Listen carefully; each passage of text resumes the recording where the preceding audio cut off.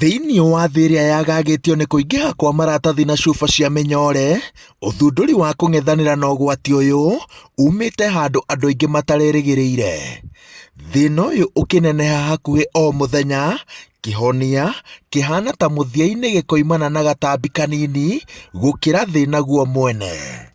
Ndagĩtarĩ Fathia Hamisi nĩwe ũtongoretie ũthuthuria na ũthundũri ũyũ ũrĩa wĩrĩgĩrĩirwo gũcenjia mũtere wa gĩko kĩa mĩnyore na njĩra ya kũhĩmbĩria ũhoti wa tũgunyũ tũtũ harĩ kũmĩtua irio cia tuo. Ceceni cia rũhonge rwa ũthuthuria wa tũtambi rwa ICIPE nĩkuo ndagĩtarĩ Fathia na ataaramu angĩ maumbũrĩte atĩ kĩgunyũ mũthemba wa mealworm no kĩrĩe indo iria cihũthagĩrwo gũthondeka mĩnyore na kĩage gũthũkĩrwo. Ũhoti ũyũ nĩguo ataaramu maroiga atĩ rĩu no ũhũthĩrwo kũnina gĩtangĩko gĩkĩ. And we wanted to see what is the benefit of this mealworm, because elsewhere another similar species, the yellow mealworm, has been used for food, for feed, and also for frass fertilizer, and also in some research it has been researched and found that it can feed on or degrade or digest plastic. We found out there was elevation of some microbial consortia in the gut that were elevated. And these ones are the same or similar to what has been found out there to be degrading plastic. Mĩnyore ĩikaraga ihinda iraya ĩngĩgabutha, no yoe kuma mĩaka 20 nginya mĩaka 500 na nginya hĩndĩ ĩyo ti gũthira ĩthiraga, ĩndĩ nĩ ũnene wayo ũnyihaga.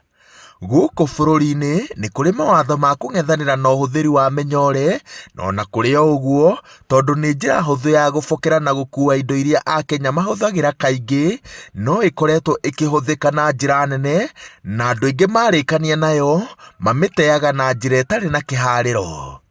Ndagĩtarĩ Fathia aroiga atĩ harĩa ũthuthuria ũkinyĩte ũrenda kuona kana harĩ ũndũ igunyũ ici cingĩhũthĩka kũhukia mĩnyore citegũtinda cikĩrekererio kũrĩa gĩko gĩteagwo kwa ũingĩ. We'll need a lot of mealworms to do the digestion. I can give you from our experimental setup where we gave it 3.6 grams of the styrofoam, and actually we had to put around 100 to 150 of the insects to feed on this. This is not economically feasible, because how many will you take of the mealworms for them to digest for you? Igũrũ rĩa igunyũ ici kũrĩa mĩnyore no cihũthĩrwo ũkũria-inĩ na ũthondeki-inĩ wa irio cia andũ na mahiũ. Wa mũthingi, gĩko kĩrĩa igunyũ ici cirekagĩrĩria gĩtagwo frass na gĩthũngũ no kĩhũthĩke gũthondeka bataraitha ya kĩmerera. Bataraitha ĩno yongagĩrĩra ikĩro cia tĩri, kĩgucĩrĩrio kĩa mwanya kũrĩ arĩmi arĩa matuĩte matua ma gũkinyanĩria wĩra wao na njĩra ya kũgitĩra marĩa matũrigicĩirie, o makĩongagĩrĩra ũingĩ na ikĩro cia magetha mao. Elsewhere, it has been found out that there's no bioaccumulation of this plastic in the body of the insect. So they have a way of digesting it and releasing it. Our main aim is to produce eco-friendly approaches that, of course, are environmentally friendly, and also they can do the work, reduce pests and improve livelihoods of people. Ngĩribotera Inooro TV kuma labu-inĩ ya ICIPE kaunti-inĩ ya Nairobi, njĩtagwo Waweru wa Nyambura.